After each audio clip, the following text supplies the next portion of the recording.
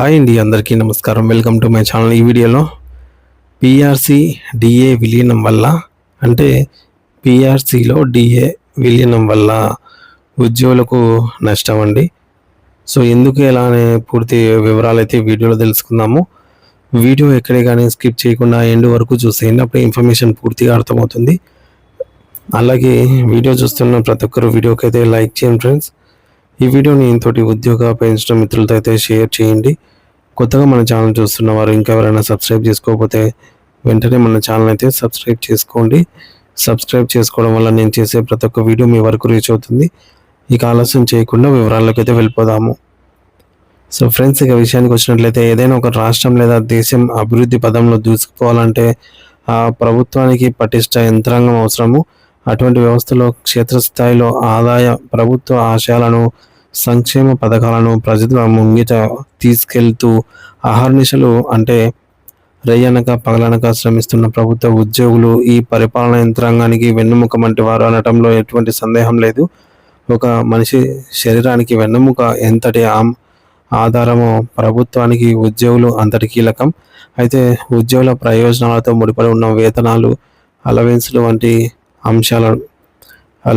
అంశాలను ప్రభుత్వం కేవలం ఆర్థిక భారంగా చూడటం అనేది అత్యంత విచారకరము. ఉద్యోగులకు ఇచ్చే ప్రయోజనాలను ఒక ఖర్చుగా పరిగణించడం అనేది అది కేవలం ఒక వర్గానికి చేసే అన్యాయం మాత్రమే కాదు, అది మొత్తం పరిపాలనా వ్యవస్థని నిర్వీర్యం చేయడం అవుతుంది. సో ప్రస్తుతం తెలంగాణ రాష్ట్రంలో అత్యంత చర్చనీయాంశంగా మారినటువంటి రెండో వేతన సవరణ సంఘం పిఆర్సి మరియు కరువు భత్యం డిఏ విలీన ప్రక్రియలపై ఒక లోతైన మరియు విశ్లేషణ ఇప్పుడు ప్రతి ఒక్కరికి అవసరము. అసలు డిఏ విలీనం అంటే అనేది ఉద్యోగులు మేలు కోరి చేస్తున్నటువంటి ఒక ఆర్థిక వ్యూహమా, లేక ప్రభుత్వ ఖజానాను కాపాడుకోవడానికి వేస్తున్న ఎత్తుగడన అనే ప్రశ్న తలెత్తుతోంది. నిబంధనల ప్రకారంగా తెలంగాణలో రెండో పిఆర్సి అమలు కావాల్సిన తేదీ వచ్చేసి జూలై 1, 2023.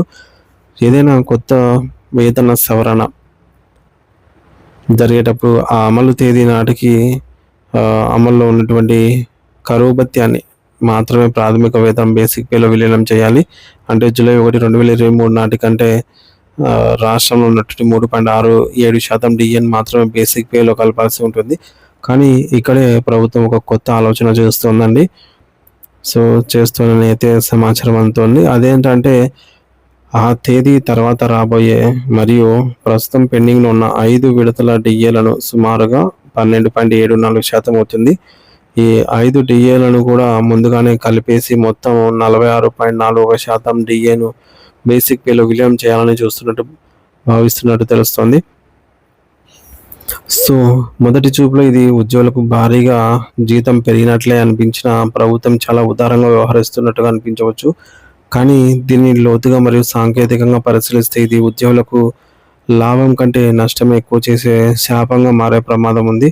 ఇలా పెండింగ్లో ఉన్నటువంటి టీఏలను ముందుగానే విలీనం చేయడం వల్ల ఉద్యోగికి గత 2.5 ఏళ్లుగా రావాల్సిన భారీ బకాయిలు అరియర్స్ నగదు రూపంలో అస్సలు అందవు. మరి అంటే ఉద్యోగి తన కష్టార్జితమైనటువంటి పాద సొమ్మును పూర్తిగా వదులుకోవాల్సి వస్తుంది.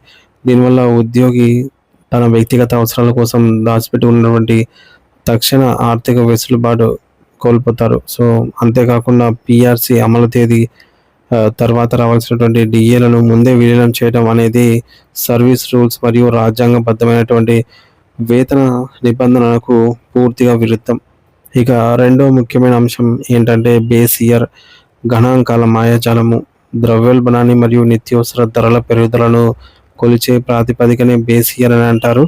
సో కేంద్ర ప్రభుత్వం ఇప్పటికే కాలమాన పరిస్థితులకు అనుగుణంగా 2016 సంవత్సరాన్ని బేస్ ఇయర్గా తీసుకుని వేతన సవరణలు చేస్తోంది.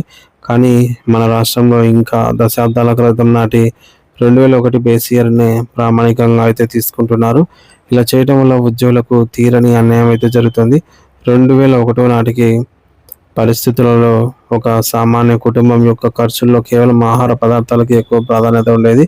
కానీ నేటి ఆధునిక జీవనంలో కేవలం ఆహారం మాత్రమే కాదు, పిల్లల నైపుణ్య, నాణ్యమైనటువంటి విద్య, ఆధునిక జీవనంలో కేవలం ఆహారం మాత్రమే కాదనమాట, కార్పొరేట్ వైద్యం మరియు రవాణా ఖర్చులు ఏకంగా 30% కంటే ఎక్కువగా పెరిగిపోయాయి.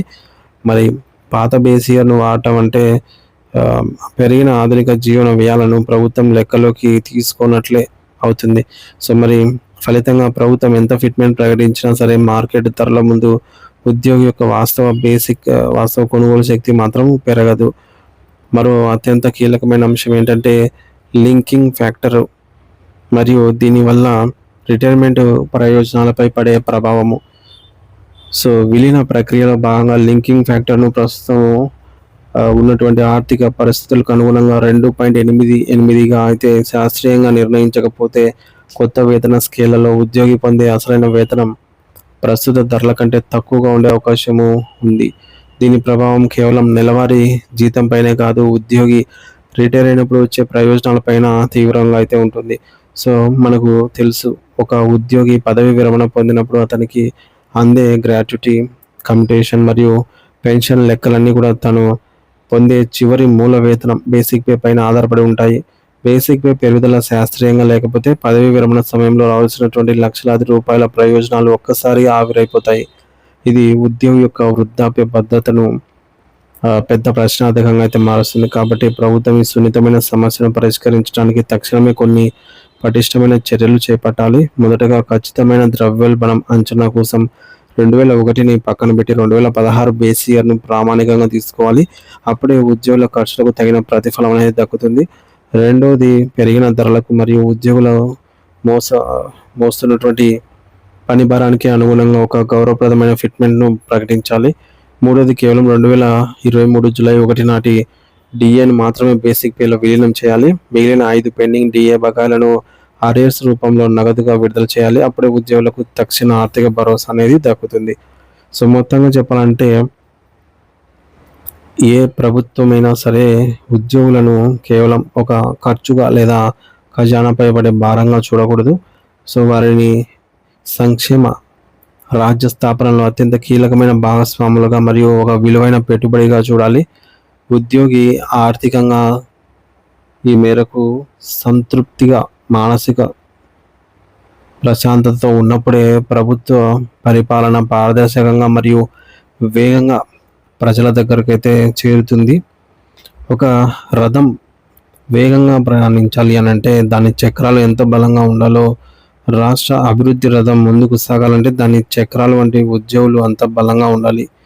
సో ప్రభుత్వం ఇప్పటికైనా ఉద్యోగుల గోడు విని శాస్త్రీయమైన పద్ధతిలో వేతన సవరణ చేయాలని అయితే కోరుకుందాము. దీనిపై మీ అభిప్రాయాన్ని కామెంట్ ద్వారా తెలియజేయండి ఫ్రెండ్స్.